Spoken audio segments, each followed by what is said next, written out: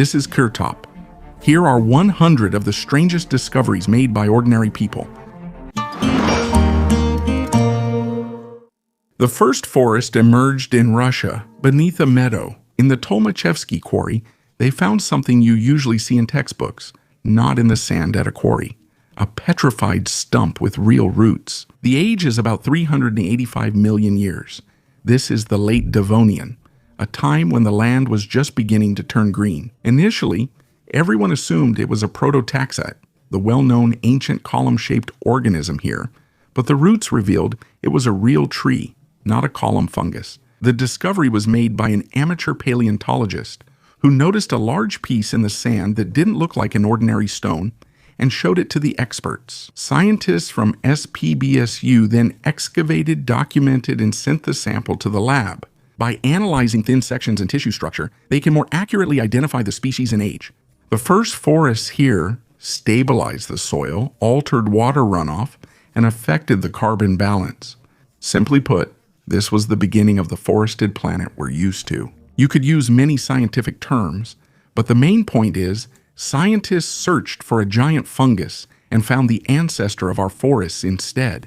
Now they have to compare the specimen with known Devonian trees and accurately identify what it was, even if the species name is still in question. The discovery is already reshaping the local view of the past. The whale cemetery of Chukotka. On remote Chukotka, near the village of Unsolved, a drone captured one of the most unusual places in the Arctic, a whale cemetery. Bones and skulls of sea giants have gathered on the tundra shore over decades, and locals consider the place sacred. Whaling in Chukotka has ancient roots and is still allowed in a limited form. Harpooned whales are brought ashore, part of the carcass ritually returned to the sea, and the bones left along the coast. In the 1990s, when there was a food shortage and commercial whaling was temporarily allowed, the remains began to be stored on the outskirts of settlements. Over time, they formed entire clusters that became known as whale cemeteries. The Chukchi performed sea rituals, placing whale skulls upright so the animal's spirit could look at the ocean and find its way to be reborn. These traditions continue today, but whaling now follows International Whaling Commission regulations. The whale cemetery in Unsolved has become a symbol of the local people's connection to nature. This is not a place of death, but a reminder of life's cycle and respect for animals that provide food and warmth. A living meteorite. In late August, a Panama resident named Kin posted a video online that quickly went viral. The footage shows a small stone on scorched earth with dark, shiny, tentacle-like shapes oozing from its cracks. When touched, they burned leaves, and the stone seemed to breathe out steam. Kin says he found it in a crater after a flash lit up the night sky. At first, it seemed like science fiction, but then Kin showed the object was growing, especially in the light. He kept it at home in a safe because it's calmer at night. That's when it sleeps. He claimed that he sent samples to friends for analysis, but the results were never published. Scientists delayed commenting while people debated it on social media. From an extraterrestrial organism to the common fungus Anthrus archer, known as devil's fingers. It grows from the ground, spreading a foul smell, and looks similar in the dark. But much didn't add up here. The shape is different, and the structure is metallic. Glow is not typical for either plants or fungi. Kin kept recording in the last video. The object is fully covered in growths, as if the stone became living matter. Since then, the account has been deleted and the videos remain only in copies and mirrors. Of course, the story might turn out to be fake, but the very phenomenon of how quickly such stories gain millions of views tells a different story. Humanity needs a miracle not because it's real, but because it brings back the feeling that the cosmos can break into our everyday life at any moment. Gold. Shiva's gold. In Kovalur, southern India, workers discovered a sealed clay pot beneath the floor of an old Shiva temple. Inside were 103 gold coins, each small and marked with clear symbols and inscriptions. Research found the coins were minted in the 13th century during the South Indian Pandya and Chola dynasties. This isn't a typical treasure. These vessels were often buried beneath the altar as offerings to the gods or to preserve the temple's wealth. The coins were arranged neatly in layers, showing no rush. Based on their location, they were intentionally placed as a sacred reserve, not hidden from enemies. Some coins feature a tiger, symbolizing the Chola, while others display a fish for the Pandya dynasty. They were minted at the turn of an era, when the old kingdom was fading away and the new one was just being established. Perhaps that's why the gold ended up here, symbolizing transition under the temple's protection. Numismatists are now studying the coins, comparing their alloy, dye, and ornamentation. Finds like these restore aesthetics, the economy, and trade routes. Chola gold circulated far beyond the borders of India, reaching Sri Lanka and Southeast Asia. But perhaps the most curious detail is that the small temple in the rural village survived centuries, changes in faith and regimes, while the pot of coins lay all this time under the floor, right beneath the feet of those who prayed. The female image of Merom. Russia, right bank, Oka, necropolis, Zviaginsky, 2. It was believed that it had long been cleared out by black diggers, but it still yielded a rarity. A female burial with nearly all ornaments, a forehead wreath, cords, wire temple rings on the chest, an open-work plaque, a thin belt buckle, and pendants. It's not just beautiful. Such a set told everything without words. Age, status, who we are, and whom we trade with. Imported beads, dinars, and dirhams are nearby. Maroma was on the trade route, not off to the side. Early chambers, long ones made of birch planks, men's graves, rich with axes, knives, and Hungarian belts. By the 11th century, the scenario changes. The women's set shrinks to a couple of temple rings, sometimes already worn on the wrist, and the items increasingly show old Russian fashion. Even a random padlock with a key hints at connections from warrior traditions to Scandinavian influence, a gift from the fairies. In Danvig Castle on the Isle of Skye, beneath the glass hangs a cloth the MacLeod clan calls the Ambra Taxid, a magical banner. It resembles tattered silk with a yellowish-brown background and red dots that were once golden crosses, about 45 centimeters long. In the 20th century, it was placed in an airtight display case to preserve the fabric. Its origin is debated. English archaeologist Alan Weiss suggested it is Syrian or Greek silk, possibly even a relic. The head of the clan answered simply. Regarding the origin, there are 3 options in one. After returning from the crusade, the clan's ancestor, guided by a hermit, defeated the spirit, daughter of thunder, and made a banner and staff from her belt and spear. In the second version, a fairy stole the crying infant heir from the tower at night, using a silk handkerchief. In the morning, they say her singing was heard in the hall. In the third version, the chieftain married the fairy, and when they parted on the bridge of the ferry, she handed him a silk cloth and said, "It will give the clan 3 victories, no more." The banner was credited only for military luck, not for itself. They used it to heal livestock, request good harvests, and attract herring to the lake near Dongvagan. According to legend, the power works only 3 times. Then the cloth vanishes, and the clan loses its protection. It is believed it was unfurled twice in the 14th and 15th centuries, and once during the World War II. Rumor had it Churchill asked the MacLeods to support the Allies, but the clan refused, saving their last chance. Today, the banner still hangs in a sealed display case, somewhere between the theory of distant silk and the family's certainty that it was a gift from the fairies. For the curator, it's a rare fabric with a complex clan history, an insurance policy that can't go unused. In both cases, this silk preserves memory and defines belief boundaries for those with a flag of 3 chances above their hearth. A book made of leather. In Egypt, restorers are working with one of the oldest Quranic manuscripts, which is over 1,200 years old and weighs almost 80 kilograms. This isn't a scroll or regular book.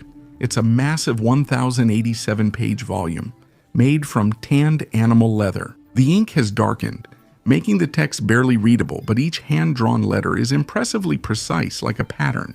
Scientists believe that this manuscript dates back to the 8th century and was probably created in one of the early Islamic centers, Kufa or Basra. Restorers spend years cleaning, reinforcing, and repairing each page under a microscope.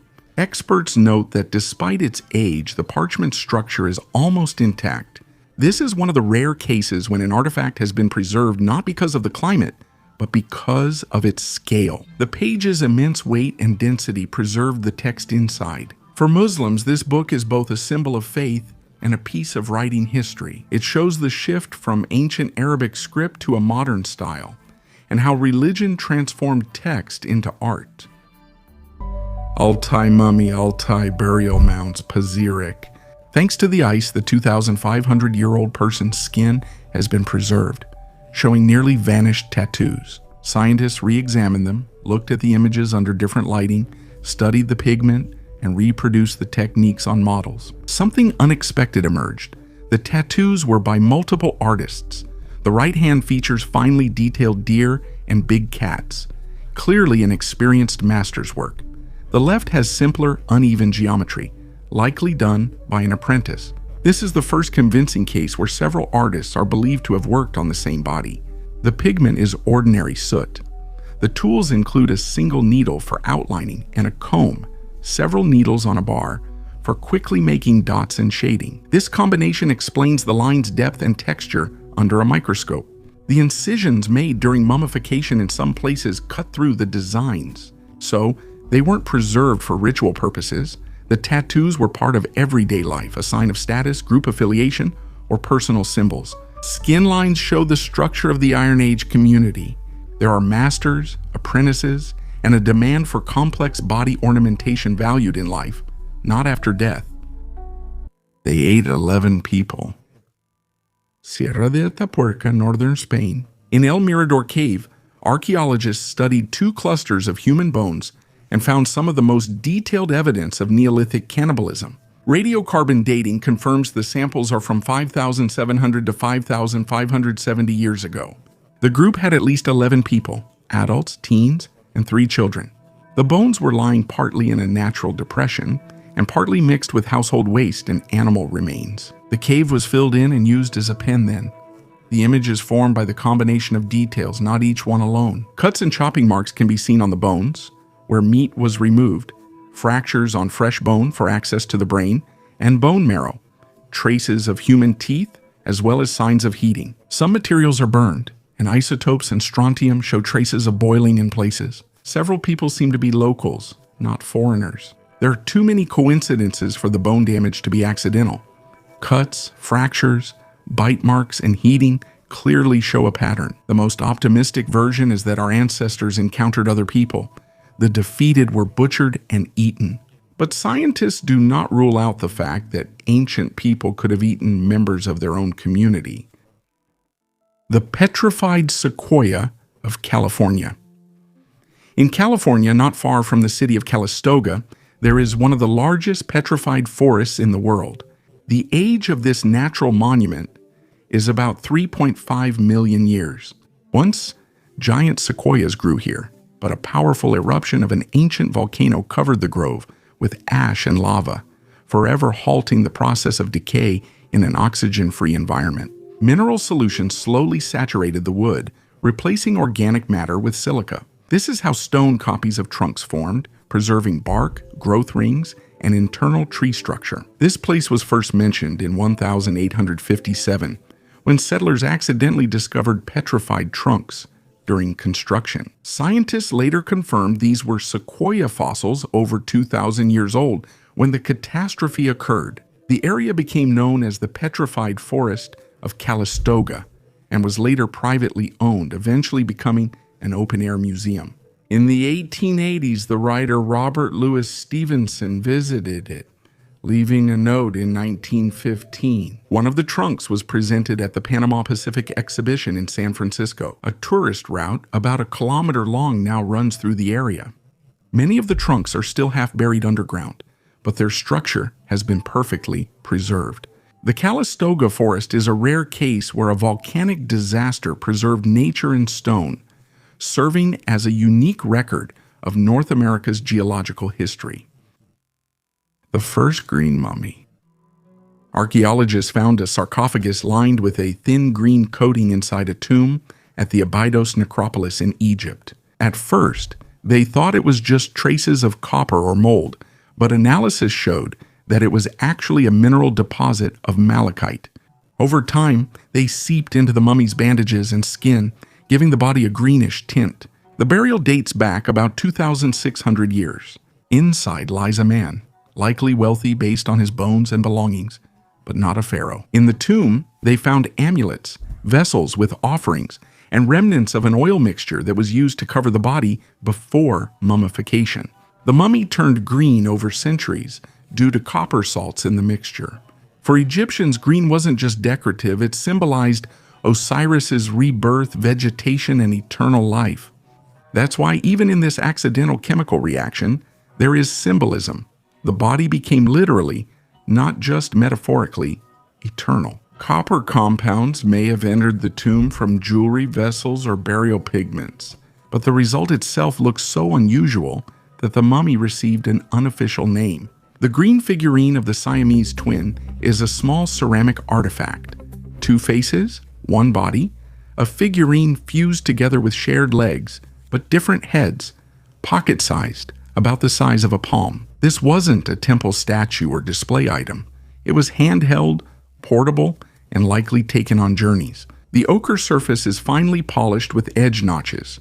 It's carefully made from 2 halves joined with a smoothed, carved seam. It's clear that an experienced craftsman worked on it, and it's also clear that the figurine wasn't preserved like a museum rarity. There are chips, cracks, and signs of wear on it. Why does it have 2 heads? There's a theory that these aren't twins or a pair, but the same person in 2 states, alive and dead, asleep and awake, old and young. In several Neolithic cultures, this image represented transitions between eras, worlds, and cycles. It served as a diagram of moving from past to future through death or renewal, not as a portrait sculpture. If ochre is found, it adds another layer. Red often symbolized blood, life, and renewal. We're not just seeing a strange figurine, but a symbolic knot where time, body, and ritual meet. An ancient Egyptian alien.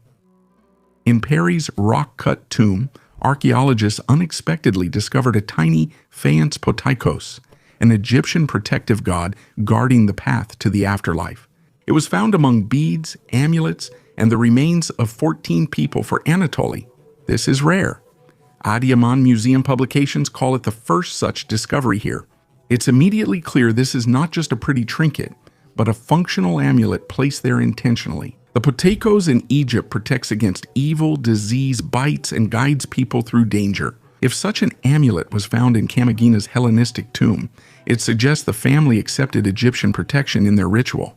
Pear stood at the crossroads of Anatolia, Mesopotamia, and the Mediterranean. That's why there were trade connections and rapid idea migration, but trade alone doesn't explain it. A foreign symbol was added to the deceased's wires, with the usual beads and pendants. What caught my attention here was specifically the word prishalets, alien, outsider. The Egyptian amulet doesn't conflict with the Anatolian burial form, it completes it, creating a sense of a collected set of protection. The figurine shows how ancient societies easily adopted foreign symbols into their beliefs. The eternal patient. On January 12, 1967, professor of psychology James Hiram Bedford became the first person to undergo cryopreservation. Preparation occurred in extreme conditions.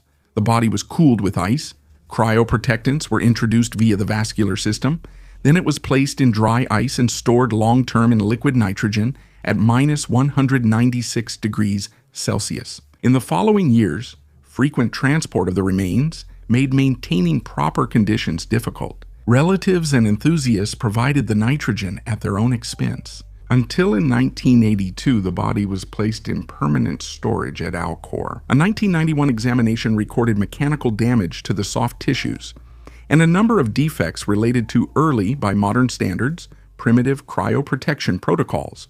Experts say the chances of a successful revival are very low.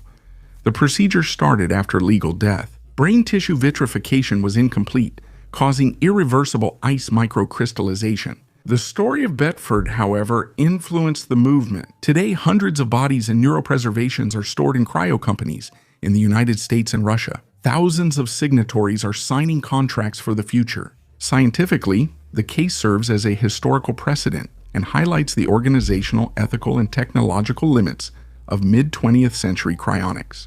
When assessing prospects, actual tissue preservation matters more than expectations. Where was the Ark located? Shiloh, central Israel, was the main sanctuary before the Jerusalem temple. Excavations revealed a 31 by 15.5 meter rectangular building foundation. The exact proportion is 2:1, and the orientation is strictly east-west. These are exactly the parameters described in Exodus. Before the portable sanctuary of the tabernacle, essentially a mobile tent temple. Inside, they found a large partition splitting the space into two areas, the sanctuary and a separate room like the Holy of Holies, where the Ark was said to stand. The main evidence isn't in the walls, but in the number of sacrifices. Over 100,000 bones of sheep, goats, and cattle, dated to around 1,200 to 1,000 before Common Era. In 97 cases, the right side of the carcass is facing up, which matches the prescription in the book of Leviticus, where the right part is given to the priest. Such a profile is not typical for an ordinary settlement, but it is normal for a cult center with regular sacrifices. This is not proof or evidence of the ark's location. Archaeology gives what texts lacked: exact dimensions, orientation, layout, and kitchen traces of the ritual. There are too many coincidences to see this as just an ordinary courtyard. It seems like the address of a sanctuary, long sought only in books. Portrait of Viking. A miniature walrus ivory figurine discovered in 1796 in a Norwegian burial mound and now in the National Museum of Denmark has been re-examined. It is about 3 cm tall and dates to the late 10th century. This is probably a king from the game Schneefetaffel, a predecessor of chess. The key is in the details: a straight part, neat sideburns, a raised mustache, and a Spanish-style goatee braided together. Such detailed work is rare in Viking archaeology. You can see exactly how they wore their hair and beard. Curator Peter Pence calls the item as close to a portrait as we can possibly get. The hair and beard are shown from all sides, not schematically, but with fine styling details. Similar figures often highlight the beard, a symbol of male strength and status known from the sagas. This specimen's arms are damaged, but its composition is clear, showing a specific ruler, identifiable by hairstyle and beard, rather than an abstract warrior. The material speaks volumes. Walrus ivory, a northern resource, traveled trade routes to workshops. The carving and lacquering display great craftsmanship, and the choice of subject, the value of power, and appearance in public presentation. A skull mosaic in an ordinary house. Archaeologists found a small 40-centimeter mosaic plaque in a house on a street in ancient Pompeii, but its significance was much greater. A human skull is depicted at the center, with a scale above it and symbols of power and poverty on either side, all rendered in fine detail. While it appears to be a philosophical allegory, its meaning is much deeper. This mosaic adorned the dining room wall, where the owner hosted guests as they ate, drank, and talked business. It reminded us that everyone is equal before death. The skulls symbolize mortality, the scales fate's balance, and the butterfly the soul's release after death. The entrance inscription states the owner was Vesonius Primus, a tanner and fabric processing master. An ordinary man, not a senator, not a general. He commissioned an image typically found in philosophical salons or public buildings, likely to remind himself and others that wealth and poverty are equally erased. The mosaic was buried under ash for nearly 2,000 years before discovery. Its colors remained as vivid as if newly made. It is now in the Naples Museum. Bread with the image of Christ. In Turkey, archaeologists found an extremely rare artifact of early Christianity, a charred loaf of bread with the image of Jesus Christ, which had been underground for about 1,200 years. The discovery was made in Karaman province at the Toprak Tepe archaeological site, where the city of Arenapolis once stood. The bread is dated to the 7th-8th centuries AD, a time when Christian symbolism was just beginning to take its established forms. This is one of 5 loaves found in the same layer. All of them were preserved thanks to the process of natural carbonization, intense heating without access to air. On one of them, a faint embossed image of Christ and the inscription, "With thanksgiving to blessed Jesus," can be seen. Archaeologists note that the image does not correspond to the traditional type of Pantocrator, known from Byzantine icons, but shows Christ as a sower, a symbol of fertility, labor, and the life cycle. Other loaves bear crosses and ornaments, one of which resembles the Maltese cross. Researchers suggest that this is not just food, but a special type of liturgical bread, a prototype of the Eucharistic bread used during worship services. Chemical analysis showed that finely ground wheat mixed with ash and salts was used in the composition, which confirms its ritual purpose. The preservation conditions are unique. The bread did not turn to dust even after 12 centuries. This is one of the best preserved finds of Christian ritual food in history. El Toro artifacts. Hundreds of stone and bone objects circulate online under this name, including slab books with embossed covers, masks, almond-eyed figurines, and tablets with unknown writing. They are allegedly found on the El Toro Hills in Mexico, and the total number of items is said to be anywhere from several thousand to up to 20,000. Some of the artifacts are indeed made skillfully, with neat carvings and repeating motifs. On the other hand, there are no published excavation reports with coordinates, stratigraphy, associated ceramics, or laboratory datings that would allow us to distinguish genuine antiquities from modern forgeries. Artifacts from El Toro are often compared to Peru's Ica stones, as both are large collections with disputed authenticity and themes of out-of-place knowledge. There are expedition reports from enthusiasts and even mentions of laboratory tests. There are still no verified journal publications or official museum attributions, as proper reports or datings are lacking. It's a large collection of privately owned items, beautiful and varied, but not suitable for ancient history research. And one more important clarification. Do not confuse the Mexican El Toro with the Spanish cave Cueva del Toro. The Spanish site is classical archaeology. There are layers, context, datings, publications, even studies on bone double-pointed tools and Neolithic economy. That's exactly what an evidence base looks like. And that's precisely what the Mexican El Toro lacks: glass that has survived for centuries. A European museum displays an object that initially appears to be a designer bowl, resembling something from a modern glass workshop. Colored glass strips twist into a spiral, creating a dense, even pattern. But this item is about 2,250 years old. It was made during the Hellenistic era. At that time, craftsmen did not yet know how to blow glass. This technology appeared later. The bowl was made by hand. The thinnest threads of molten glass were wound onto a mold layer by layer until the vessel reached the desired size and pattern. Each thread was laid with millimeter precision. The colored spirals have not faded. The glass has not become cloudy, and the vessel has kept its shape as if it had just come off the workbench yesterday. Masters. Such items rarely survive to our time. Glass breaks easily, cracks, and crumbles. Each item is a window into the past and a craft at the intersection of art and technology. The bowl shows that ancient craftsmen were neither simpler nor more primitive than us. They already knew how to work with the material as if they understood its possibilities better than we do. The Algerian Atlantis, the underwater part of Tapasa, is being studied today just as seriously as the ruins on the shore by divers. Marine archaeologists are recording amphorae, cisterns, storage niches, and notably a rock-carved pier that appears engineered rather than natural. These fragments reveal a port active from the 4th century before Christ to the 3rd century AD. The finds indicate regular trade, not occasional sea dumping. United Nations Educational, Scientific, and Cultural Organization urges greater water protection since fast surf erodes the cultural layer, and without official status, the site faces increased diving risks. And then we'll lose even what we've managed to see.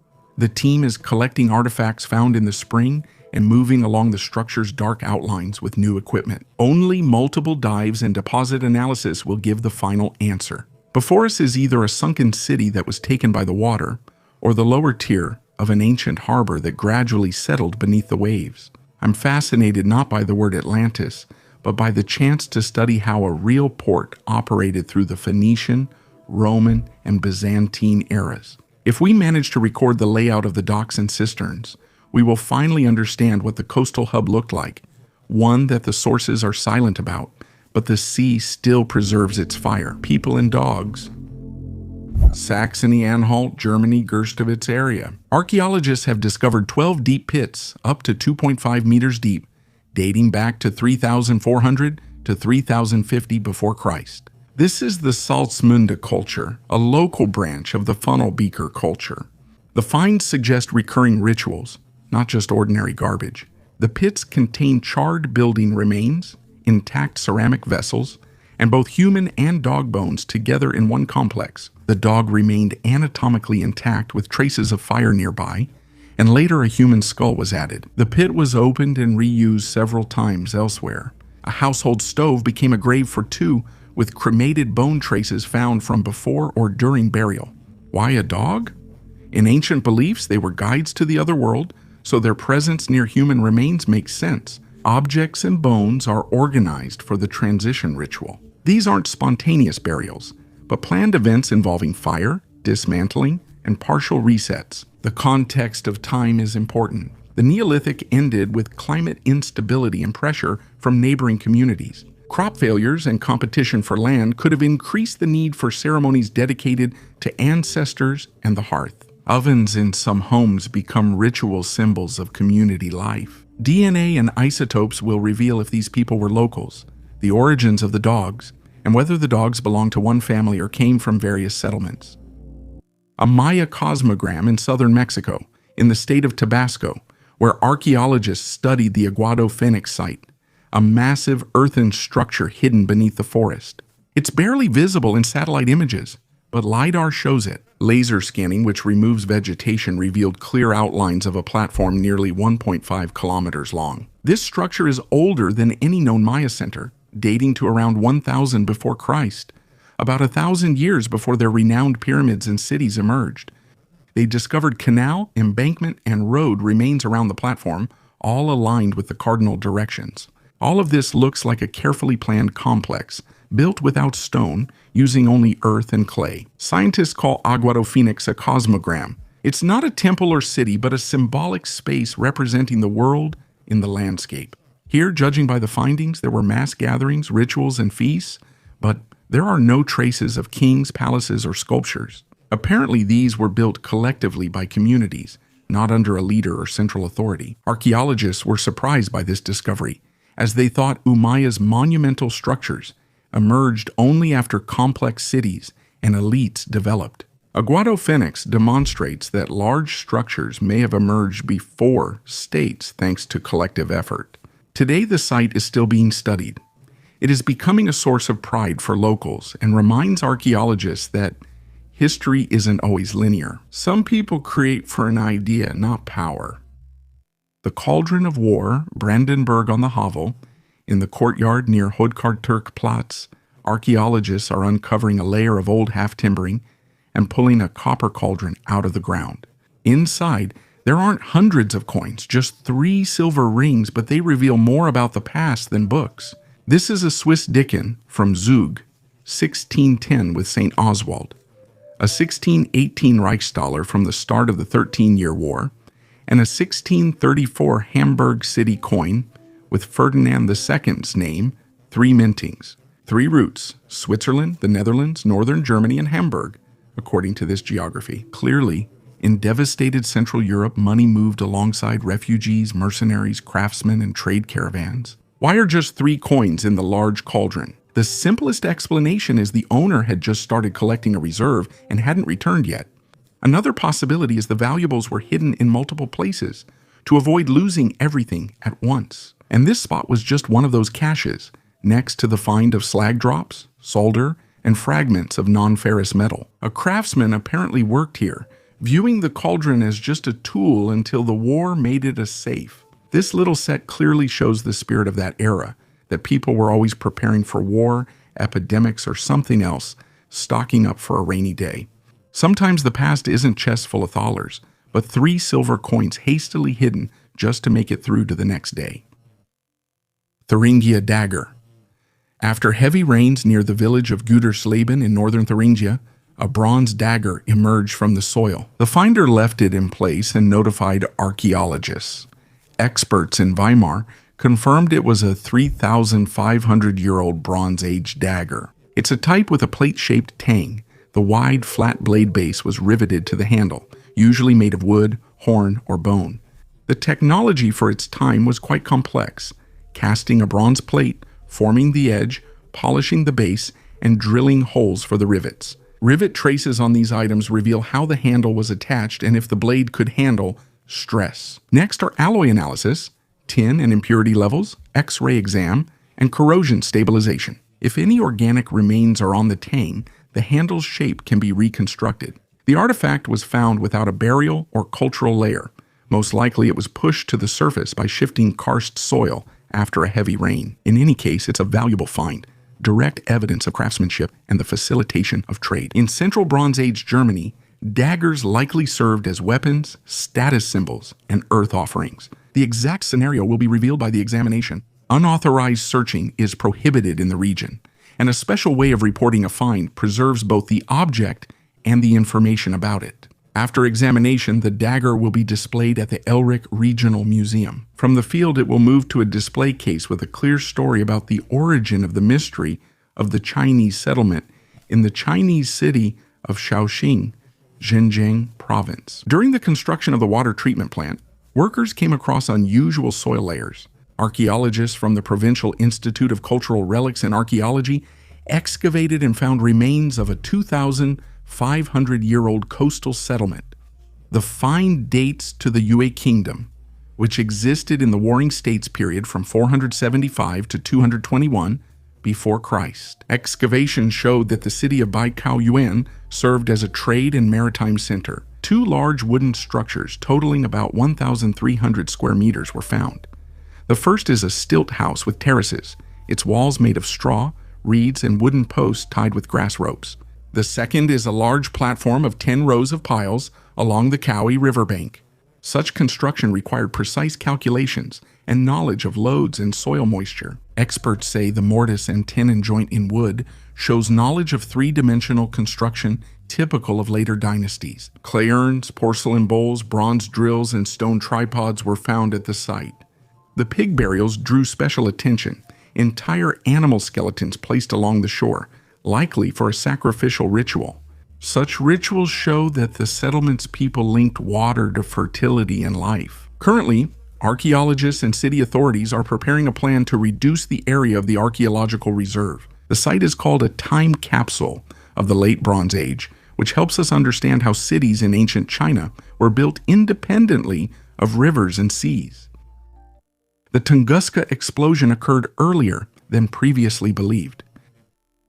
In northern Yakutia, near the Verkhoyansk Range, geologists found an anomalous zone with dozens of scorched stones and trees all knocked down in the same direction.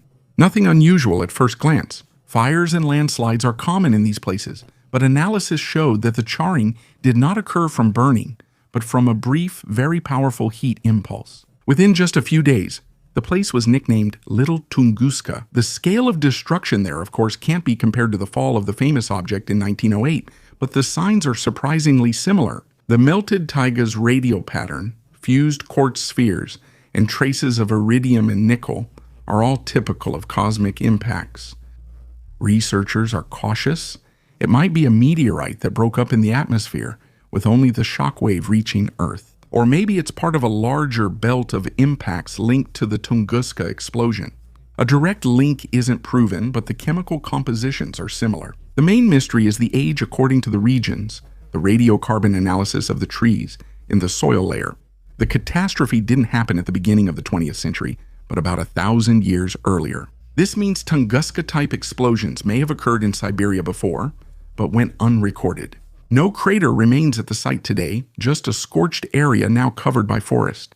Scientists still collect samples, but even if the explanation turns out to be simple, the fact remains that our planet remembers far more impacts than we are used to thinking. A non-ancestral skull was found in 1960 in Petrolona Cave, northern Greece, embedded in limestone. Its age and evolutionary significance have been debated since. Estimates range from 170,000 to 700,000 years, with theories from early Homo sapiens to an ancient European on a unique evolutionary path. New research has narrowed the window. At least 277,000 years old, its features most closely resemble Homo heidelbergensis, the ancestor of Neanderthals in Europe, in the Middle Pleistocene, but this isn't a definitive answer. Dating varies by layer and method, and the skull has a long research history, but the picture is becoming clearer. Early Neanderthal populations were already in Europe, and the Petrolona specimen fits this group based on its teeth. He is referred to as a young man. Another key point is that the find shows ancient humans were present in the region much earlier than classic Neanderthal sites and before anatomically modern humans appeared in Europe. Petrolona is used as a testing ground. Here they verify dating, morphology, and the results of new scans. The cautious conclusion is that while the find is rare, its features align with European Neanderthal ancestors. A scarab with a plea to the heart. The Metropolitan Museum's collection holds a small artifact that was once not a decoration, but a protection. This is a heart scarab amulet placed in the burial of a woman named Catastrophes, about 3,500 years old. The scarab carved from dark stone has a Book of the Dead text on its underside. It's not a prayer for salvation, not a plea to the gods, but an address to one's own heart. The Egyptians believed the heart would testify at Osiris's judgment, where the soul is weighed. If the heart accuses, the soul is lost. That's why the text asks it to be silent, not argue, not recall bad deeds, not testify against me, not invent lies, and let everything be well with me. This is a very personal request, almost like a conversation with oneself. The stone amulet was used in a ritual, placed on the chest of the deceased to ensure the heart behaved quietly and justly at a crucial moment. Catastrophes' scarab is perfectly preserved. These lines show that ancient people also feared fate, the fate of one's own conscience. In an empty Roman tomb in southern Germany, in the village of Welkertshofen, archaeologists discovered a massive stone circle 12 meters in diameter, dating back to the Roman Empire era. Inside, they found the tomb completely empty, no bones or objects. Researchers think this is a cenotaph, a monument for someone buried elsewhere.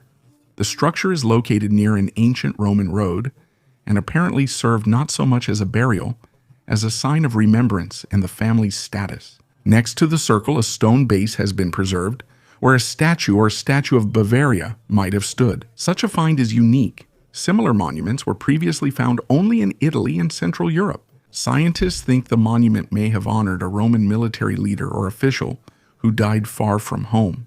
The empty tomb is a rare Roman memorial in Germany that sheds light on how memory and immortality were viewed in the empire's provinces. A ritual cargo from the Philippines, the island of Guam, the western edge of the Pacific Ocean, 2,300 kilometers east of the Philippines. Archaeologists found microscopic rice traces in red pottery at the coastal Ritidian cave. The radiocarbon age is 3,500 to 3,100 years, marking the earliest evidence of a cultivated plant reaching such a remote island. The key evidence is phytoliths, tiny silica structures that retain the shape of leaves and husks after the plant decomposes. The team from the University of Guam and the Australian National University examined the pottery shards using a micro-computed tomography scanner and petrographic analysis. Phytolith shapes match those of Asian rice varieties. There are no tools for field cultivation or signs of irrigation nearby, which means the grains were not brought for farming. Researchers favor the ritual baggage theory, suggesting the rice was used in ceremonies or symbolized settlers' ties to their homeland. This is the only known pre-European rice use on the Mariana Islands. On other remote atolls, the plant appeared 2,000 years later. This finding is confirmed. The first seafarers of the Pacific Ocean didn't just drift with the currents, they planned their routes and brought elements of their culture with them, even if those couldn't be grown on the new shore. The mysterious steel sanatorium in Cleveland, on the shore of Lake Erie, began operating in 1928 with a giant steel sphere about 20 meters high and 38 rooms inside.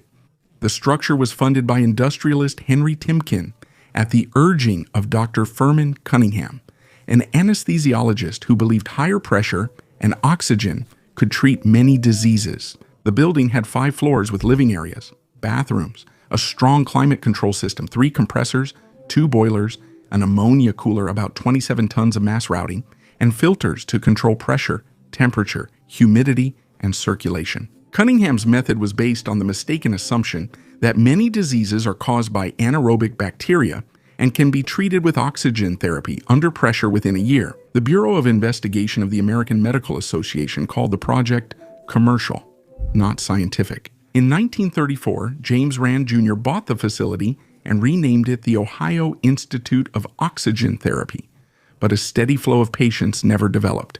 2 years later, the complex was resold and unsuccessfully tried as a regular clinic. By 1942, the steel sphere was dismantled for metal to support the war industry. Cunningham's ideas were not confirmed regarding cancer, diabetes, and universal healing. However, hyperbaric oxygenation has found limited medical use in cases of decompression sickness, carbon monoxide poisoning, and a number of tissue healing problems. This is no longer related to the steel sanatorium. Continuation? The melted fortresses in the mountains of Scotland are ruins that still make archaeologists argue. At first, it appears to be a typical Bronze and Iron Age fortification. Stone walls, dwellings, and campfire remains. But on closer inspection, the stones are melted and parts of the walls look furnace-burned. The rocks fused into a single glass-like monolith, but not due to fire. Sandstone melts at temperatures above 1,000 degrees. To achieve this effect, you need to keep the fire burning for several days, creating an enclosed space where the heat doesn't escape. Someone built these fortresses and then intentionally burned them into solid blocks. Experiments in the 20th century showed that achieving this effect is only possible with artificial control. Wally Stornicroft and Veer Gordon Child repeated the process. A wall of slabs and wood was set on fire, then covered with clay. After 3 hours, it collapsed, but some stones fused together. Later, it became clear that the temperature had to be kept stable for several days with a constant supply of oxygen. In other words, it was technology, not an accident. Long before metal was used, someone already knew how to control heat. Over 200 similar fords where people melted stone were later found throughout northern Europe. No one knows why it happened then. But in this strange knowledge of fire that does not destroy but binds, there is a sense of something too sophisticated for its time, as if this isn't just ancient engineering, but a lost technology whose meaning remains a mystery. Similar technology was evident in ancient Egypt with the melted steps. A jar with a rooster in the center of Moscow, a small pomade jar with a relief of a rooster, was unearthed during the excavations. An urban accessory that instantly takes us back to mirrors, fragrant ointments, and cosmetics of past centuries. Such containers were made of ceramic or glass, sealed with a ground lid, and used to store fatty mixtures for lips and skin, sometimes scented balms. The wear and pigment traces show how much they were used. The rooster on the lid isn't just decorative. In European symbolism, it means vigilance and luck. In cities, it marks ownership and symbolizes the morning, reminding you to show your best self. It is from such little things that the portrait of the city is formed, with its smells, workshops, markets, and the habit of wearing small emblems of the day. Viking International Treasures. On the Danish island of Zealand, not far from the city of Slagos, a farmer was searching for a lost ring with a metal detector and came across a signal that turned out to be far from ordinary. Just a few centimeters below the ground lay silver items, bracelets, rings, and fragments of coins. When the archaeologists arrived, it was clear this was a Viking Age hoard. Everything was neatly arranged in a pit covered with stones, including Arabic dirhams, neck ring fragments, and Baltic amber jewelry. It's about 1,000 years old, which says a lot. Silver from the Middle East, amber from the north, and Scandinavian stamping techniques all show how far Viking trade routes reached. Researchers think the treasure was hidden near the end of the 10th century during wars between local rulers in Denmark. Maybe the owner just lacked time to return. Such treasures are found quite often, but every time the scale is impressive, even in small hoards. Dozens of coins, melted silver, jewelry, and weapons. This was not just personal savings, but a portable wealth reserve for campaigns. Champagne beneath the sea. A May dive near the Polish Hel Peninsula brought a double discovery at a depth of 77 yards. Baltic specialists searching for a World War II submarine instead found two 18th century sailing ships 2 kilometers apart. The first ship is loaded with green glass bottles and stone jugs. Analysis of the liquid is pending, but past experience suggests some bottles contain champagne and natural seltzers, mineral water. Back then, it was seen as almost medicinal and supplied to royal palaces like St. Petersburg. The second ship was built a little later, at the end of the 18th century, and its hull is fairly well preserved. The Baltic's cold and weak currents slow wood decomposition. Both objects are under the modern shipping route, so raising them is unlikely. Archaeologists will use robots and photogrammetry.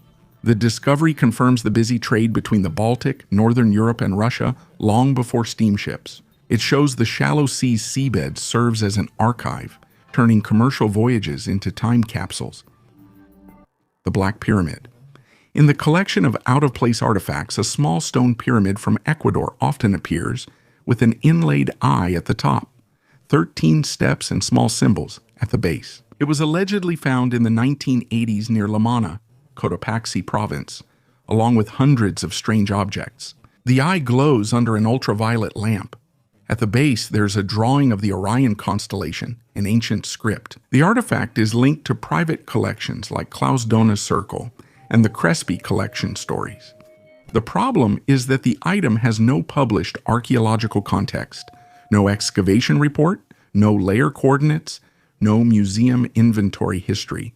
This is the main red flag for archaeology. Glowing under ultraviolet light alone proves nothing. Many minerals and modern pigments fluoresce under black light, indications of 13 steps. And Orion is an interpretation of appearance, not a dating feature or key origin. Much of Ecuador's marvels center on Father Carlos Costa Crespi Cuenca's collection, where locals gave antiquities for decades without documenting the discoveries. Already in the 20th century, a number of researchers and journalists called a significant portion of this collection fakes or later handicrafts, and the collection itself remained outside of proper scientific publication.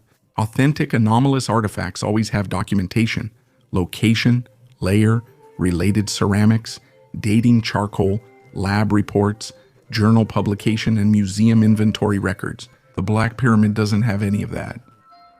4.6 million shells. In 1835, a resident of the town of Margate in Kent, England, was digging a small pond in his yard, a typical spot for ducks. Nothing unusual until the ground gave way. It revealed a narrow tunnel about 30 meters long, leading to an underground chamber, a chapel, whose walls left everyone speechless. The ceiling, walls, arches, even the floor, everything was covered with shells. Not tens of thousands, but millions. Researchers counted about 4.6 million seashells, oysters, mussels, scallops, collected from the coastal waters of Kent. The main mystery is who did this and when. The style recalls the Middle Ages, with the chapel's Gothic arches. The grotto may have been dug in the 18th or 19th century when wealthy eccentrics liked secret rooms and artificial underground chambers. The construction date is unknown. The shell pattern covers about 190 square meters, with each fragment placed by hand. Today, the grotto remains privately owned, but it is open to visitors. For almost 200 years, no one has been able to answer the main question. Is this an ancient cult object, or the whim of a wealthy man who decided to leave behind a mystery that has lasted for centuries, or trillions of alien sensors?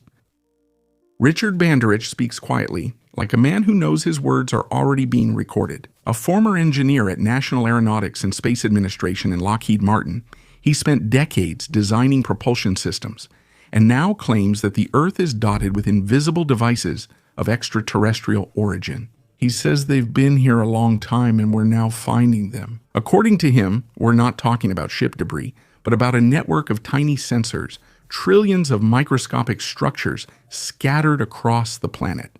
Some of them, he claims, are capable of changing shape and camouflaging themselves to blend in with their surroundings. His team reportedly saw a fragment under a microscope. A piece of metal pulsated as if it knew it was being watched. Banderich claims that he saw these objects dissolve into dust. It's worth trying to study them, but analysis showed something that shouldn't be there. The isotopic composition doesn't match anything known on Earth. After publication, his access was revoked, the lab transferred to a private entity, and the engineer suspended. He now openly says these technologies aren't ours. They're too ancient and advanced. According to him, the network works like a sensory observation system, not for attack, but for detecting life. A hidden network of antennas spans the globe. You can be skeptical about the engineer's words, But with every discovery that suggests artificial interference in the natural order of things, the line between the incredible and the entirely possible becomes thinner. Sometimes it feels like we are being studied with the same interest that we observe other worlds. He burned a wonder of the world for the sake of likes. In ancient Ephesus, on Asia Minor's west coast, archaeologists have mapped the Temple of Artemis, one of the 7 wonders of the world. Only column fragments and the foundation remain, but that's enough to grasp its scale. One of the strangest and saddest ancient stories is tied to the temple. Herostratus, in 356 before Christ. He set fire to the temple not for revenge or faith, but for fame. Herostratus wanted his name to be remembered, even if he had to pay for it with his life. Legend says the temple burned down the night Alexander the Great was born. The fire destroyed one of the ancient world's greatest structures and became a symbol of senseless destruction. After the fire, Ephesus authorities banned mentioning Herostratus' name under penalty of death, but this only ensured his name survived. Historian Theopompus recorded it and himself. The paradox is that the man gained immortality because he destroyed a masterpiece. When archaeologists in the 20th century excavated the lower layers of the sanctuary, they found traces of an ancient fire, charred beams, and melted fragments of tiles. And even in these pieces of ash, a strange irony can be felt. The era's grandest temple was destroyed not by enemies or disaster, but by a man seeking a memory. Herostratus' name now symbolizes destructive fame, showing time remembers both creators and those who sought fame at any cost. Even today, we often see bloggers who are willing to do terrible things for the sake of popularity, and it turns out that this was practiced even thousands of years ago. Mysterious Idbaraks, Turkic legends recall a people with human bodies and dog heads called the Idbaraks. In Oguzkan tales, they are located on the northwestern edge near Siberia. The name combines Id for dog and Barak for long-haired breed. The description is consistent: dark skin, mottled fur, and a dog's skull. Oguz Khan once retreated before them, went into exile, and later returned and defeated them. He gave the conquered land to his son Kipchak, ancestor of the Kipchaks, whose name is linked to the legend of being born in a hollow tree. To see why dog-headed people appeared in these stories, remember that early Turks viewed dogs as helpers and guides, not evil beings. There is a year of the dog in the 12-year cycle. In shamanic rituals, they mimicked its behavior. In myths, the dog Barak carries the shaman upward, and in Altai stories, the dog protects the first people from Erlik, making it their own dog. It's both protection and a spiritual link. In this context, Idbaraks, though still canine, are now seen as outsiders, not protectors. A boundary and a threat, this makes sense. It marks our world's edge and reminds us of conduct rules abroad. There are similar examples among our neighbors: Greek Akinokephalos, Indian dog guardians, and European chronicles of northern tribes. The pattern is always the same. An unusual face signals distance. It's debatable whether the origin was a mask, totemic headdresses, or unusual-looking neighbors, but tradition doesn't require that. In the legends, those on the other side were called Idbaraks. That's how they marked the boundary of their world, the face of ancient power. West bank of the Nile near Aswan, on Gebel Kurna Hill, beneath rubble, archaeologists uncovered rock carvings and found something rarely seen in Egypt. A scene shows a boat and a ruler in a palanquin, possibly one of the earliest pharaoh portraits from the state's formation era. The shape of the boat, with its high ends and knife-like stern, matches ritual vessels from the late pre-dynastic and early dynastic periods, around 3,200 to 3,000 before Christ. A detail that researchers argue about is the elongated chin and the mark on the head of the seated figure. They are interpreted as a reference to the royal headdress and the ritual beard of the first dynasties. Stylistically, the scene is compared to Narmer's mace head. If the parallel is correct, we are looking at a visual symbol of royal power at its very beginning. The find is valuable because it's a rare example in Egypt of a ruler depicted unconditionally outside a tomb's interior. On an open rock by the road, a boat sails upstream as people pull a rope. A priest at the stern corrects the course. Power is movement and collective labor. We see not a statue from a museum, but a living note in the margins of an early state. Sleeping Cupid. A statue recently displayed in a hall of the Naples Archaeological Museum is often mistaken for a Roman child by visitors, but it is actually Cupid, the Roman god of love, shown sleeping. It was discovered in the 18th century during excavations of Herculaneum, a city buried by the same Vesuvius eruption as Pompeii. The statue is made of white marble. Amor is lying with his legs tucked in, his face calm, his wings folded, the surface polished to a shine. It seems as if this is a living body, not stone. The sculptor achieved rare precision. Even under the head, you can see a slight dent from the pillow, and on the lips, an expression of sleep. When the find was first brought to light, many thought it was a depiction of a child who had died in his sleep. Only later, by the wings and attributes, did they identify who stood before them. The statue is seen as one of the most expressive Roman works on sleep and death. It is often called the most tranquil, not because it is fragile, but because it lacks pathos. For archaeologists, such images are just as important as inscriptions or ceramics. They show how the ancient world saw a person not as a hero or a warrior, but simply as a living being allowed to sleep. 2,000 years later, this marble Cupid still seems ready to awaken. A micro-inscription on a wall on a cliff in western Iran. Along a centuries-old trail, archaeologists spotted a faint scratch, barely visible in the shade and nearly invisible in direct light. It was only after filming, when artificial light shone across the surface, that it became clear this was an inscription, a single matchbox-sized line, carved with remarkable precision. The neat letters show no slips, repeating angles, or sharp ends, as if made from memory by a skilled hand. The dating is around the end of the first millennium before Christ. The meaning is simple: a name and brief address to the deity. Just a name and request carved in stone at eye level. It wasn't a declaration, but an important action at the time. The location of the inscription was clearly intentional. Nearby, there are cup-shaped depressions, traces of soot, fragments of ceramics. Everything indicates that people stopped here, perhaps left offerings, or maybe just sought shelter and silence. Jewelry. In the El Tesoro cave in Cueva del Hoyo de la Mina in southern Spain, beads made from fossilized sea mollusks were found. We're talking about scaphopods from ancient coastal deposits of Malaga. The shells themselves are much older than the people who wore them. Late Paleolithic and Neolithic gatherers almost always chose just two species, Paradentulum inquale and Paradentulum sensculum, even though remains of around 20 others were nearby. Researchers described 37 fragments from both the Magdalenian period, 17,000 years ago, and the later Neolithic. Traces of processing are visible on the shells. They were cleaned, polished, and in some places covered with red ochre. In El Tesoro, individual fragments were inserted one into another, creating a simple clasp. Why exactly these two types were chosen is still unclear, perhaps because of their convenient shape, the strength of their shells, or their color after polishing and ochre treatment. But the repeated selection at different sites shows a consistent practice, not a random choice. Parallels are found further on as well. In Europe, Neanderthal sites have ancient seashells, while in South Africa, Homo sapiens were found with a fossilized trilobite as a trophy. Jewelry made from fossils isn't a rare whim, but a deliberate choice of material and style.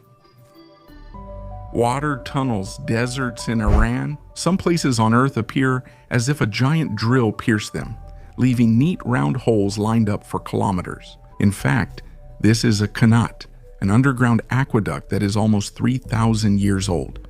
Qanats were built by first finding the aquifer, digging the main well, and then excavating a tunnel at an angle from it. Every few dozen meters, they made vertical shafts, the very holes that are visible from the surface. They served as ventilation, drainage, and entry points for workers. The main advantage of this system was that the water flowed underground and hardly evaporated. In Persia's arid climate, this was crucial for survival. The qanat enabled irrigation, city water supply, and life in otherwise uninhabitable areas.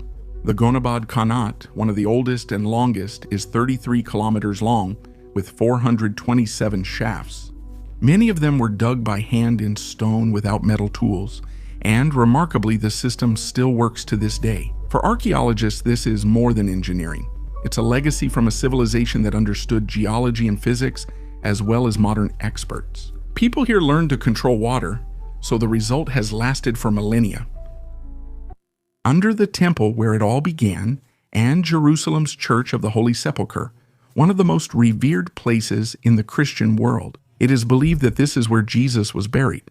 But for a long time, archaeologists debated how much this actually matches the biblical description. Everything changed when Roman university scientists started excavating under the temple floor. They didn't find a tomb or an artifact, but the remains of an ancient garden. Layers of soil between stone walls, traces of terraces, and a cultural layer. And most importantly, pollen from grapevines and olive trees. All of this corresponds to the text of the Gospel of John.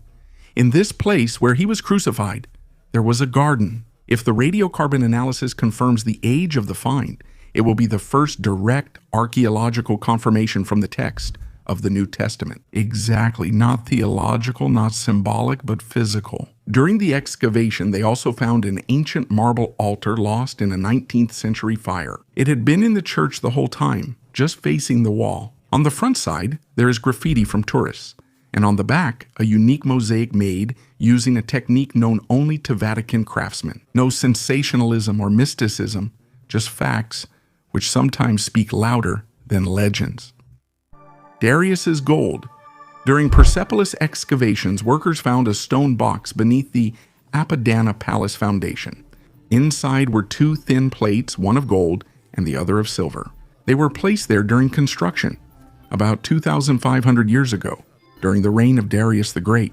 Both plates feature cuneiform inscriptions in 3 languages, as Darius wanted the text to be understood. Across the vast empire, he lists lands, highlights his power, and thanks Ahura Mazda. This is not a decorative item or part of a ritual. It's a statement about who built here, who owned the territory, and under which god the palace stood. The plates have been preserved as if they were just taken out of the workshop. The metal hasn't cracked and the inscriptions are easily readable.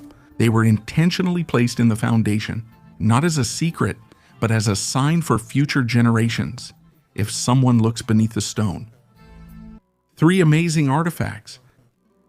Archaeologists have made a discovery that could change our understanding of the history of ancient Egypt. Recently, the lost tomb of Pharaoh Thutmose II was discovered, an event comparable to the discovery of Tutankhamun's tomb in 1922. However, unlike the famous tomb of the Golden Boy, Thutmose II's tomb was found to be heavily damaged.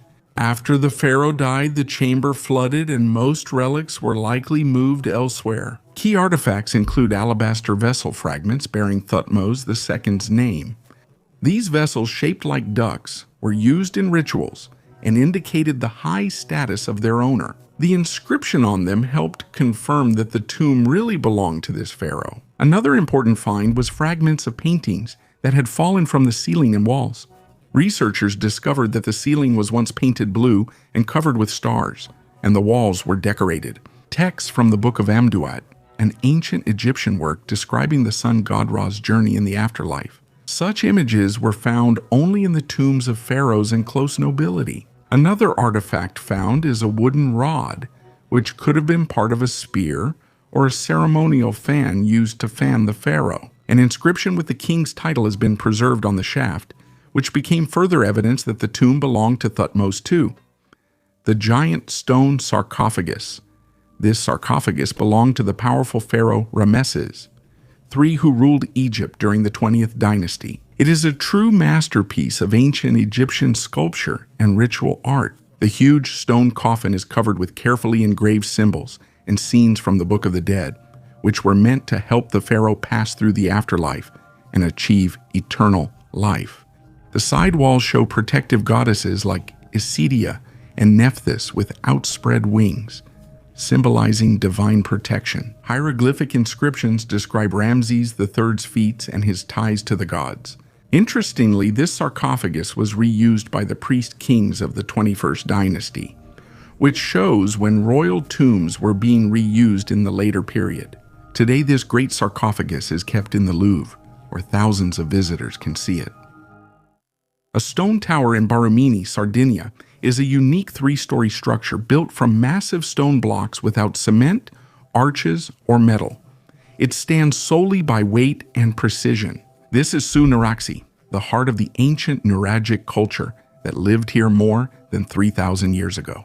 The tower is encircled by smaller towers, linked by walls, and inside is a 15-meter deep well carved into the rock that still holds water. Scientists think the Nuragi was a fortress, symbol of power, and possibly a residence. Sunaraxi stands out for being almost completely preserved.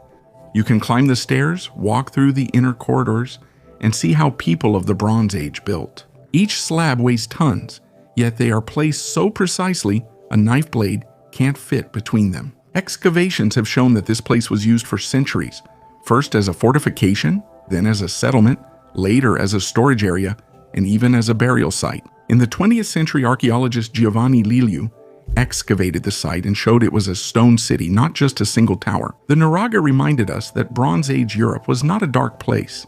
People here knew how to design, build, and create monuments that have stood for millennia.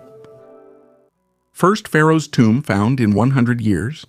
In 2022, archaeologists made an incredible discovery: the first burial chamber of an Egyptian pharaoh in a century, Thutmose II.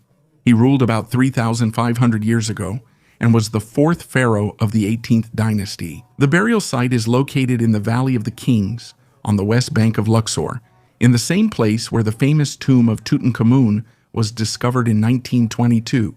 The tomb entrance was discovered in 2022, and the archaeologists immediately noticed fragments of vessels with inscriptions that identified Thutmose II as the deceased king. The name of his wife, the great queen Hatshepsut, was also on these vessels. Scientists later found that the pharaoh's remains were relocated centuries after the tomb was looted. The tomb is in poor condition because it was flooded shortly after Thutmose II's death. Inside, fragments of blue inscriptions, yellow stars, and parts of religious texts were found, indicating rituals associated with the burial. Thutmose II suppressed uprisings in Nubia and the Levant. His reign lasted from 1492 to 1479 before Christ, was relatively short compared to his predecessors. His tomb was considered less significant. This discovery greatly advanced the study of ancient Egyptian culture, and Thutmose II's reign. Archaeologists consider it one of the most significant recent finds. The rare giant book in front of you is one of 12 giant books from the 18th century written in Spanish. Its size is impressive, almost a meter in length. These books were created for religious ceremonies and contain detailed scripts of worship services. The leather binding, wooden covers, and tanned animal skin pages made the book durable and a symbol of the church's grandeur. Such manuscripts were intended for use in temples, where clergy and the choir could read the text from afar, which is why the letters are so large. Today, this rarity is housed at the National Autonomous University of Mexico, where restoration scientists carefully study and work to preserve it. These books offer a glimpse into the past, showing us both liturgical texts and the era's attitude toward writing in colonial Latin America. Why did you put on someone else's mask? Near Saqqara in Egypt, archaeologists found a seemingly ordinary wooden sarcophagus with a painted gilded mask, but later discovered the mask didn't belong to the person inside. The tombs date back to approximately the 7th century before Christ. This was a time when Egypt was going through a period of crisis and frequent changes of dynasties. In those years, funeral workshops operated like assembly lines, and old sarcophagi were often refurbished and reused. It appears the same thing happened here. A glazed inlay mask from another sarcophagus was roughly fitted to a new face. Even the fastenings at the neck don't match. Inside lay the body of a middle-aged man, with remnants of bandages and amulets typical of the Memphis necropolis. No signs of wealth, just the careful work of the embalmers. The man was likely not a noble, but possibly a priest or official. The icy ruins beneath the snow. We are used to thinking of the Arctic as a place ruled only by icy emptiness, lifeless and barren, devoid of any traces of civilization. But what if that's not true? What if entire lost cities, not just traces of ancient peoples, lie beneath the glaciers? Recent satellite studies have revealed unusual shapes beneath the icy crust, possibly indicating ancient ruins hidden deep in the north. Some scientists believe these cities may be older than the earliest known civilizations. Mesopotamia, Egypt, ancient India, all these peoples could simply be a continuation of something greater and more mysterious than we can imagine. How is this possible? How could cities be hidden beneath kilometers thick ice? Today, these anomalies are still at the level of hypotheses, but each new study only deepens the mystery. Satellite images taken in the most remote corners of the planet show strange shapes and lines that resemble the structure of buildings, streets, or even entire cities. Are these glaciers not just barriers, but burial sites of ancient civilizations, hiding both climate changes and lost human stories? Amazingly, it's possible that these cities fell victim to global catastrophes that preceded the ice ages. Is anything older than what eternal ice preserves? Scientists are more interested in this question than ever, and perhaps, if we unravel the mystery hidden beneath centuries-old ice, we will reconsider not only the history of our civilizations, but also our very understanding of how our world developed. A treasure of gold jewelry. Archaeologists, while exploring the Karnak temple complex in Luxor, discovered an ancient vessel filled with gold jewelry, beads, and statuettes of Egyptian gods. According to experts, the find dates back to the 26th dynasty of Egypt and is about 2,600 years old. Jewelry in ancient Egypt was more than a luxury. It was seen as a magical amulet protecting the wearer from evil and disease. They played a key role in life and the afterlife, offering eternal protection. Notably, Egyptian artifacts include statuettes of Amun, Mut, and Khonsu, likely worn as amulets around the neck. Amun. He was seen as king of the gods, patron of pharaohs, and later merged with Ra, embodying both the visible and invisible deity. All discovered items will be restored and may be displayed at the Luxor Museum.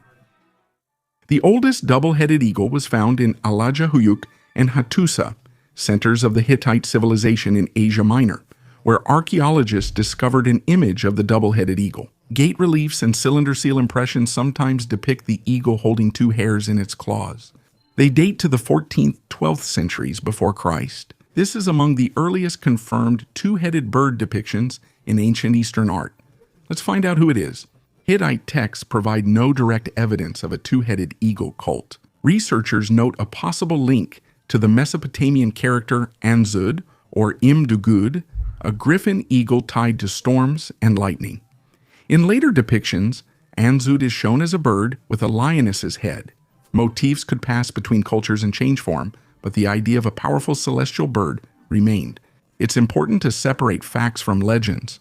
We can't confidently name this Hittite deity or describe its official cult. Few sources exist, but the double-headed eagle symbolized power and protection before Byzantium, the Seljuks, and Rus.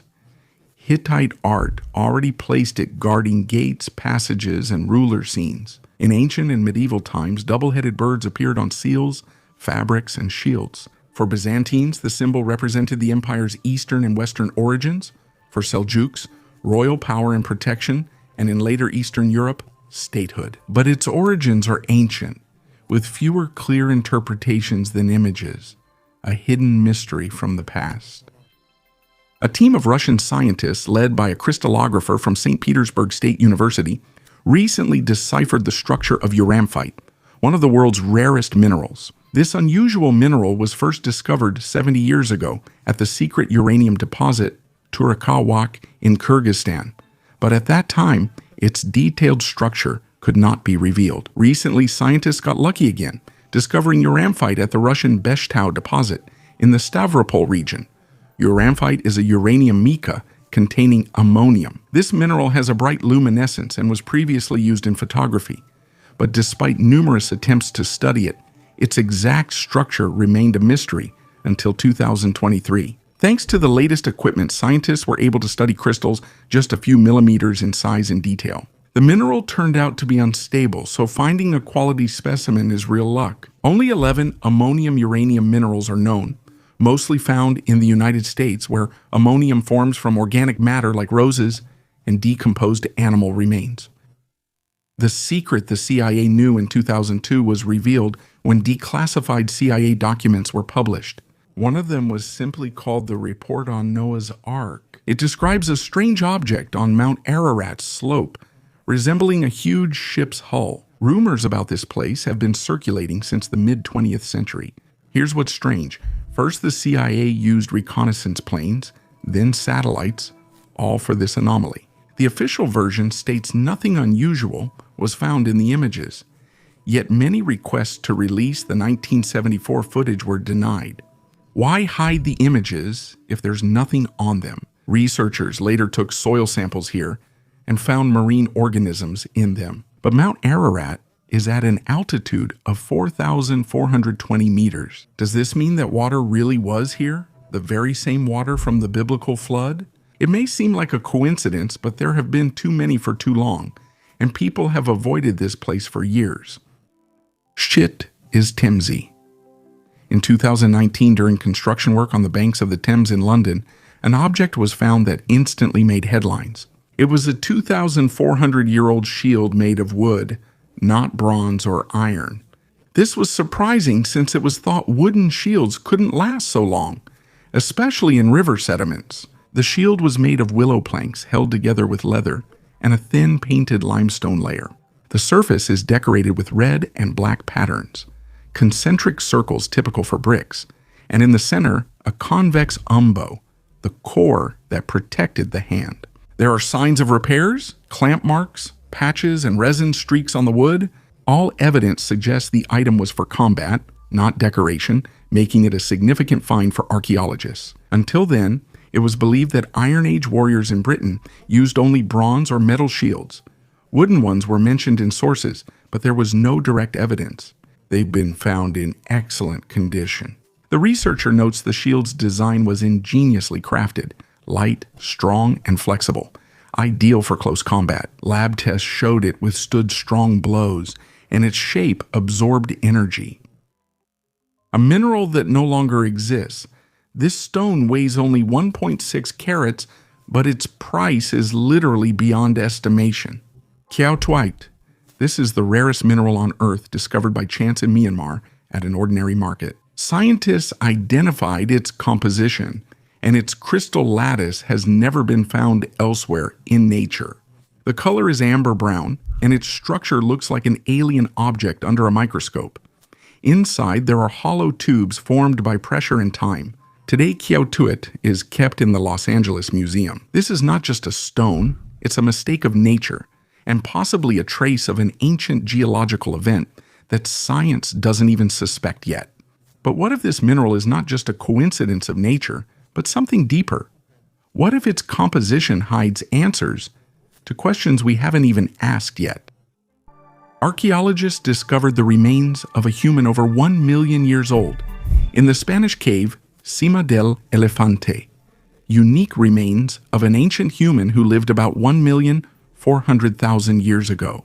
The skull fragment found is the oldest in Western Europe and represents a previously unknown human species. The part of the face that was found, nicknamed Pink by scientists after the band Pink Floyd, preserved the left cheek and upper jaw with teeth. According to experts, this ancient human was very different from the later inhabitants of the region, known as Homo antecessor. For example, Pink had a flatter nose shape, more reminiscent of Homo erectus, the first species to leave Africa about 1,800,000 years ago. At that time, Europe had a milder climate, and the Cima del Elefante valleys were densely forested and home to hippos, bison, and deer. The dagger from Finyo. During construction work in the north of Hungary, in the village of Finyo, archaeologists found an iron dagger that is more than 3,000 years old. The weapon was found in an ancient burial beside pottery and jewelry remains. This by itself is not uncommon. In the Bronze Age, such items are often found, but this particular specimen turned out to be special. The blade is forged from meteoritic iron. Analysis revealed a unique nickel and cobalt ratio found only in extraterrestrial alloys. Essentially, the weapon was made from a fallen fragment.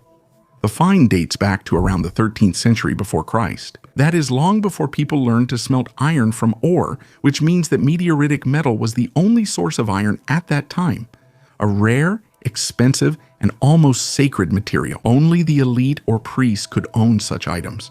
Similar daggers are found in other regions, from Mesopotamia to Egypt. The most famous example is the dagger from Tutankhamun's tomb. All are crafted the same way: forged metal, cut, and hand-polished, not melted. Scientists suggest that weapons made from celestial iron were perceived as a sign of a special connection with the gods. Back then, people couldn't explain this metal's origin, so it was valued for where it came from, not its strength. Dighton Rock's mysterious petroglyphs. On the bank of the Taunton River in Massachusetts, there is a small museum with a single, but very unusual exhibit: a 40-ton boulder that was taken out of the water and placed here in 1963. This stone, known as Dighton Rock, has long puzzled researchers with its mysterious inscriptions, the origin of which has remained a mystery for several centuries. The rock is about 1.5 meters high, 3.5 meters long, and 3 meters wide. Once slanted toward the water, its petroglyph-covered surface likely had a distinct purpose. The symbols engraved on the stone are straight lines, geometric shapes, primitive images of people, and strange writings. The first written mention of the Dighton Rock dates back to 1680. The English colonist John Danford drew the symbols, and 10 years later, Reverend Cotton Mather described them in his book, calling them strange marks left by unknown ancient peoples. The rock gave rise to many hypotheses. In 1837, Danish researchers Carl Christian Raft claimed Vikings made the inscriptions, linking them to Thorfinn Karlsefni's 11th century journey to North America, as described in Scandinavian sagas. His theory caused a sensation, but in 1916, Professor Edmund Delabar from Brown University proved that Raffn had forged the image by adding lines that supported his hypothesis. Delabar proposed a new version after seeing the name Miguel Carterial and the date 1501 in the inscriptions. In his opinion, this message was left by a Portuguese explorer who went missing in America in 1502. Carterial searched for his lost brother off Newfoundland's coast, but he vanished too. Maybe he was forced to stay with the Native Americans, and 9 years later, he carved his fate on a rock. Delabar's theory was supported in Portugal, but met with caution elsewhere. Some think the inscription authors were ancient Phoenicians, while others claim they were Chinese who reached America before Columbus. Despite centuries of research, the Dighton Rock remains one of the most mysterious archaeological finds in the United States, continuing to inspire researchers to search for its true history. Sacrifice or a war trophy? Archaeologists discovered a 2nd century AD Roman enameled brooch. It was discovered at an Iron Age settlement site in South Ayrshire, Scotland. The artifact may have been used in a foundation sacrifice ritual, which provides new information about contacts between the Romans and the local Britons. Researchers excavated the William Grant Sons distillery grounds and found remains of a large wooden house and a fortified palisade. The brooch was found in the foundation ditch, which may indicate its ritual significance. Such brooches are found on the borders of the Roman Empire, in Gaul, Switzerland, and along the Rhine. Scientists believe it may have reached Scotland as a war trophy, through trade, or as a religious offering. Curragh, where the find was made, was in a strategic spot. Though no Roman forts were nearby, archaeologists found remains of an ancient military camp. Along with the brooch, Neolithic and Bronze Age artifacts were also discovered. This confirms this area has been inhabited for millennia. The Pergamon vessel? In the Pergamon Museum in Western Turkey, there is a huge stone vessel so massive that it's hard to believe it was meant for everyday use. It's almost as tall as a person, its walls carved from a single piece of stone, and its surface is covered with reliefs. It's around 2,000 years old. Such vessels were used in ancient Pergamon, when the city was the capital of a powerful Hellenistic kingdom and one of the cultural centers of the Mediterranean. Their purpose is still being discussed. Some think they stored sacred oil, while others believe they were ritual water containers. Ceremonies feature masks, garlands, and lion heads on the reliefs. The details are so precise you can see fur texture and fabric folds. And that's considering the master had to work with stone, not bronze or wood.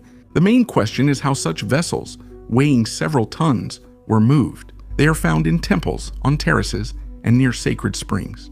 Someone carried them up the steps, set them on pedestals, and made them part of the complex's architecture. Pergamum is known for its altar of Zeus and its library, which rivaled the one in Alexandria.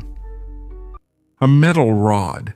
How can we explain this mysterious artifact? Collector Zhiling Wang found a threaded metal rod resembling a screw inside a stone from the Mazong Mountains, China. But what's most strange is that solid rock formed around it, which suggests that the find could be millions of years old. Some have suggested that it's a meteorite with an alien artifact inside, while others believe it's an ancient man-made object that, for unknown reasons, ended up in the earth and turned into a fossil. Skeptics think it's just a rare natural formation, and the screw is actually a fossilized marine organism. But the most interesting thing is that similar discoveries have already been found in different parts of the world. Is it a coincidence or evidence of an ancient, unknown technology? For now, this artifact remains one of the most mysterious archaeological puzzles. How can you become a millionaire starting with $500? A story that starts as a comedy and ends almost like a crime thriller. In the United States, the rule has long been, if you don't pay for your storage unit, its contents are auctioned off. Buyers have no idea what's behind the door: junk, old magazines, furniture, or something life-changing. A man in California paid $500 for a storage unit and found a locked safe inside. He called in experts. 2 failed to open it, but the third succeeded, and everyone was amazed. Inside was $7.5 million in cash. The money was old but perfectly preserved, as if from a bank's reserve vaults. Dan Dodson, the star of Storage Wars, conducted the auction. He later said that the former owners of the storage unit woke up, saw news stories about their safe, and immediately ran to a lawyer. Through lawyers, they offered the buyer $600,000 for the return. The man refused, and the negotiations began. And they settled on the amount of $1.2 million. The winner gave back $7.5 million, kept $1.2 million as thanks, and got an extra $500. Because the warehouse was bought with his own money. The world still holds things that shouldn't have lasted, and I'm sure we haven't discovered the strangest yet. Thank you for watching. Goodbye, everyone.